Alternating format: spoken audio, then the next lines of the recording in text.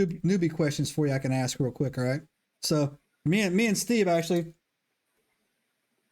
we've actually dug into some pretty good Bigfoot encounter stories. We've several out the Hanobian incident in Oklahoma.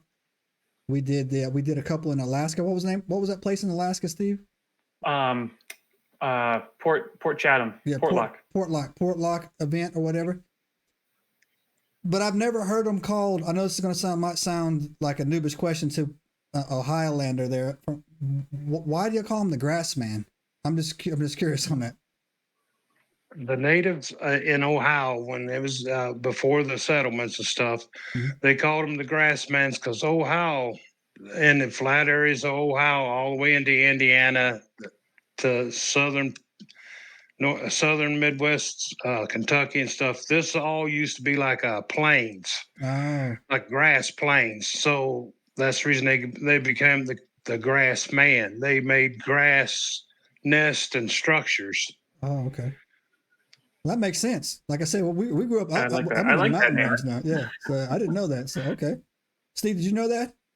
No, I hadn't heard that before. But I like it. Man, there you go, Tim. Ching ching! You just taught these two nerds something cool on there. All right, bet.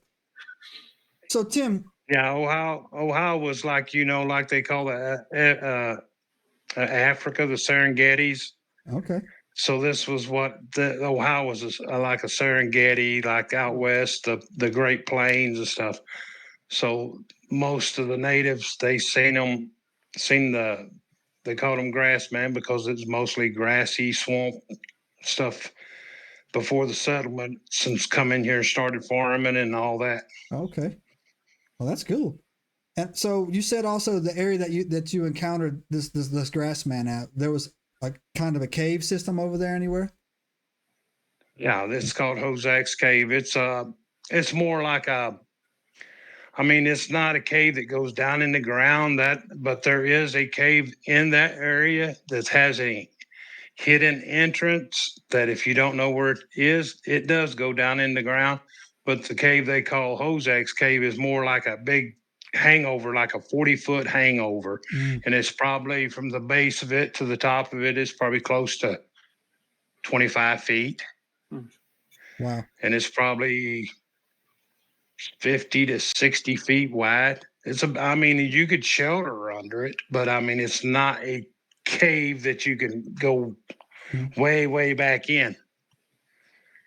Yeah, so Steve and I, through a lot of our research that we've came across, is that there more oftentimes than not, when you find hotspot areas of Sasquatch activity, there's caves of some sort like nearby. And then, wouldn't you agree with that, Steve? I would say, and not even just Sasquatch. It seems like often many different cryptids. There's always a cave system involved somewhere. Even our little friends up in the Northeast, the Pugwudgies. Yeah, the Pugwudgies.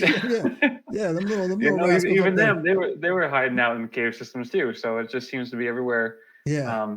That's just the spot. I mean, it makes sense. It's what better place to hide and keep yourself concealed, Yeah, for sure. So Tim, another question. So are the Grassman, are they mean? Are they considered aggressive and mean?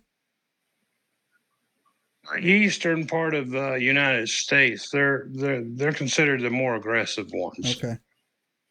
They're more territorial, but compared to some of the other Bigfoots in the United States and Canada, they're not near as aggressive as some of the others. Yeah, that's good to know, because I don't know if you've done any research on the ones in Oklahoma, but they're tell them, Steve, they'll mess you up. We had a couple stories that came out of Oklahoma with the Bigfoot, and I mean they were destroying people's homes. They were taking out. Remember the very early one, the War of 1800s, where they were fighting. They were ripping apart the natives. Like they're intense out there. Yeah, the ones in Oklahoma they're cannibals. They're terrible. All right, so okay. Well, all right. So Tim, one more. What's that, Steve? You good? No, I'm good. So another question for you. I'll throw this. I ask this every time.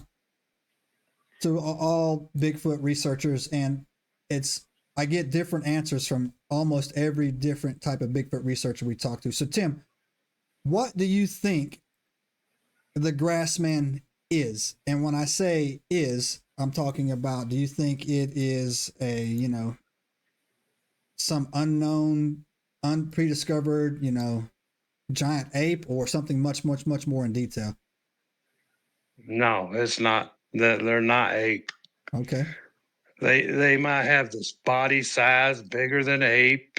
Most people they say they're ape because there's no other known species that's even close to the size they are. They are more a hybrid human than they are any kind of ape. They have more intelligence than any ape ever has. Right. They got the intelligence of a human being. They move in their terrain just like a military troop does. Everything they do is set up and done a certain way. Okay. So yeah, well, Steve and I, from our research that we've done and talking to people on that, I've come to the conclusion too, is that they are, like you said, they're very intelligent, and if they were mindless, just based purely on hunger and survival, we would have already identified them a long time ago. But there's definitely something much, much more to them than just that simple gigantic Pithecanthropus theory that some people like to say, right? That they're just lumbering through the woods and banging on trees. There's more to that banging on trees or them hoots or whatever than what's going on, right? Steve, would you agree, Steve? Absolutely, yeah. If they were dumb, basically, we would have found them and caught them by now, right? Yeah. They know what they're doing. They know how to conceal themselves and stay hidden. So they're definitely not dumb. Yeah, and also too, on previous shows, I mean, we've got to talk to a lot of really good Bigfoot researchers, Harley Owens, Chuck Larson, from different places, and some great theories on them. And one thing and based on those conversations that I've had with these guys, man, and from what Steve and I have just learned, just by our research that we've done on them, is that they have the full range of everything that the humans have. I would call us humans: emotions, intelligence, critical thinking, tactical abilities, right? I think they bury their dead. I think they take their dead. As a matter of fact, I know they take their dead away, because we did a story. Mm-hmm. What was Hanobia? That was the Hanobia. Yeah, because the one they shot the one and they dragged him off. Yeah, so the brothers shot one in their front yard, and then two of them came and got the body and hauled it off, and a hiker, just a random hiker, reported to the sheriff that he just saw two Bigfoots carrying a dead Bigfoot through the woods, right? Also, I just made a new friend. His episode's live right now on my channel. His name is Doc Brown, Justin Brown, right? And he's from the Prometheus Lens podcast. Tim, are you familiar with his work by chance? No. So he just wrote. I'm sorry. I'm in a lot of groups, and I know a lot of different researchers from podcasters and stuff, but no, I don't know him. So he just wrote a book. It's on the wall back there next to me being Darth Joseph back there. It's called The Epic of Esau, right? Subscribe now and turn on the notifications to join us on this extraordinary journey into the unknown.